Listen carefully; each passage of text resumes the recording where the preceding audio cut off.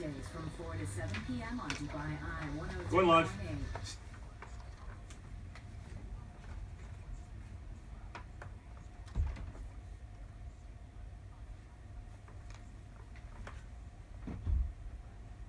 Yeah, welcome back to the show. Chris and Mark Archer with you through until 9 o'clock, just gone 7:52 on this Monday evening. It is Monday Night Football. Do keep your thoughts coming in to us, 4001. You can also pick up the phone as well. Love to hear from Arsenal fans, Manchester United fans as well.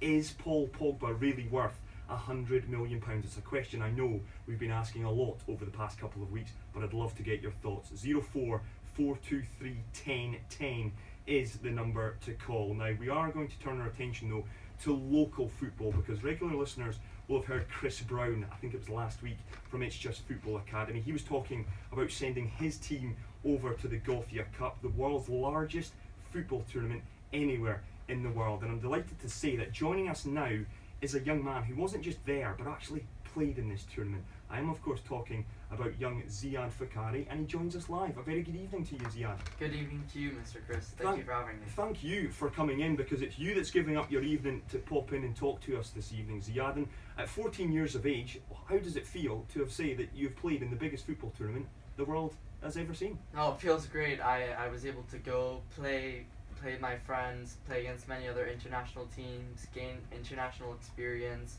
It was great. Explore a new city. There was nothing wrong with it. All positives. All positives, yes, of course. It is worth reminding the listeners as well. You were over there with the Football Academy. And the biggest question is, how did you get on? Score many goals? Well, some of our key players were injured or couldn't come due to other reasons. So we didn't do as well as we hoped. But we went there. We all tried. We played hard. And unfortunately, we weren't able to win any games, but we drew and got some losses, but it was still a great experience and something I would never go back on. Zia, great to have you on the show. What sort of nationalities were all the teams competing from? Was it sort of all over Scandinavia, or was it all over Europe? Just talk through what sort of teams were there from the rest of the world. Oh, it was from everywhere. We had teams coming in from Africa, North America, South America, Europe, Asia. I don't recall any Australian teams in our age group, at least, but there'd be definitely no New Zealand teams, Mark Archer, I can tell you that right now. But you mentioned there, Ziad, okay, you were missing some of your bigger names, your bigger players, but at 14 years of age, to be able to travel over to Sweden and to play against some of the best youngsters the world has to offer, you must take great heart from that, and you must have learned a lot from it as well. Yeah. It was a great experience. I learned a lot. I learned how to kind of cope on my own without my parents, be with my team. So the parents weren't there? No. Okay, so there was a lot of late nights happening then, I imagine. Yeah. Of course there was. But biggest lesson learned, and I guess the other question to that would be, what was your most enjoyable aspect of the whole trip? It was probably, we did fortunately get the chance to play in the Bravida Arena. It was a stadium. That was my first time playing in a stadium. Wow. Okay. That was a great experience, because there were stands, there was a few spectators. I really felt the real stadium experience. Brilliant, absolutely brilliant. Going again next year? Yes, hopefully. Yeah, fingers crossed on that, yeah. Because it is, and for anyone that's not aware of the Gothia Cup, it's something like over 1,600 teams, if memory serves me. Yes, many teams, and in one age group it's around 178 teams per age group, and it's a very long tournament, and sometimes you have to play even three games a day, max, but one minimum. Those late nights weren't exactly coming in handy then if you're playing 3 games a day. But listen, all of this couldn't have been possible, certainly from your perspective, Ziad, without the support of local sponsors, and certainly one of those, Listaproperty, the region's first online real estate portal for buyers and sellers across the MENA region. They sponsored the Football Academy's trip to Sweden. I'm delighted to say one of their representatives, Kit Bellin, now joins us. Kit, welcome to the show. And my biggest question to you is, why support local football? It maybe seems like a stupid question, but what made you guys put in the money in order for these kids to travel over to Sweden? Well, actually, very interesting question, and believe it or not, it's not a stupid question, by the way. Thank you. It's a he has a few of them regularly. I do have many of them. Oh. Okay, well, believe it or not, and I'm looking at Ziad here. We're pretty much in the same situation. You know, we're a local company, okay, and we always look into the youth. Yeah.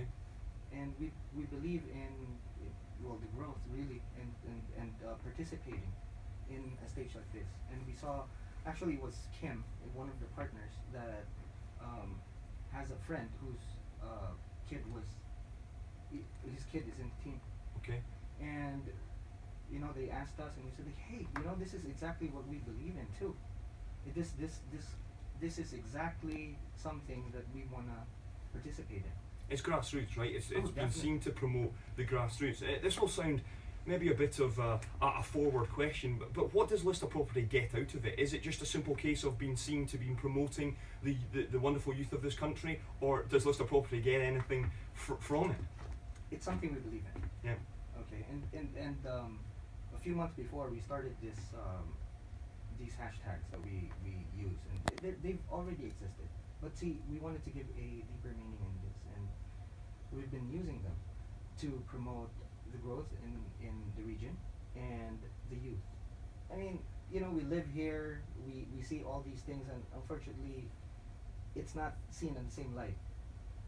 It's all about almost making dreams come true. It's really hard for kids who come from so many diverse backgrounds in the UAE to go away as a team. Apart from the footballs here, it's just a great experience to spend some time with your mates in a foreign country, and just the camaraderie and the teammanship. You learn a lot about life. Yeah, of course, and especially the fact that we all stayed in the same room. Some teams I know they had two to a room in a hotel, but although it wasn't too spacious, we got to bond with each other, get to know each other. We got to walk around the city. It was a great experience. Yeah, Gothia Cup takes place in Gothenburg. I'm right in saying that, right? Yes, sir. Yes. How long were you over there for? We were there for 6 days. Okay. But we only played for 4 out of 6. Of Okay. those days. 4 out of 6 of those days. And did you get a chance to watch the other teams? Yeah. As the tournament progressed, I have to say I was definitely impressed with the level. You could see that they were physically outstanding, technically outstanding. No one was there to lose. No one was there to lose. It's a very competitive tournament. I'm aware of that. I think there is something like over 400 scouts go and watch you as well. So I'm sure you would have had some big name scouts from the likes of Manchester United, Real Madrid, watching you guys as well. But more than anything, it's the taking part, and the old cliche that the taking part that counts. But for you guys, the learning experience from that, we'll hopefully see you again there next year with the support of Lister Property as well. Before I let you go though, and both of you, I've got to ask, who are your football teams? Who do you support? And I need some predictions from you as well. I'll start with you, Ziad. Who's your football team? Who are you looking out for this season?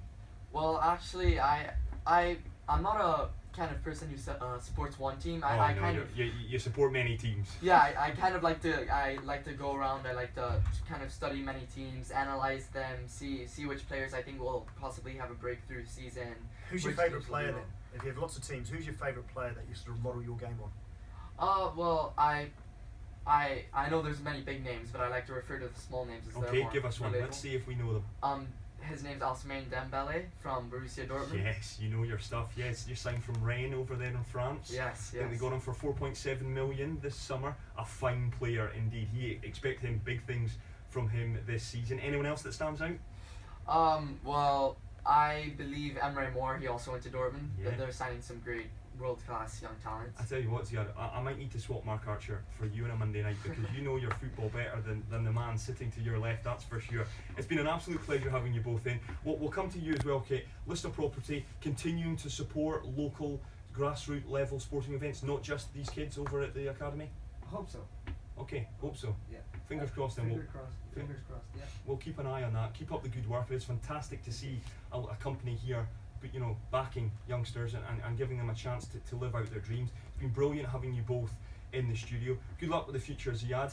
Keep your football knowledge up. Keep playing Football Manager, which I'm sure you do as well. And we'll hopefully catch up with you in the not too distant future. Yes, of course. I hope to be here again, and thank you for having me. And I'd also like to once again thank Lister Property for helping us go to Gothia and helping us make this happen. Consummate professional there, Ziad. Thank you very much. That is it for this hour. We will be back in the second hour.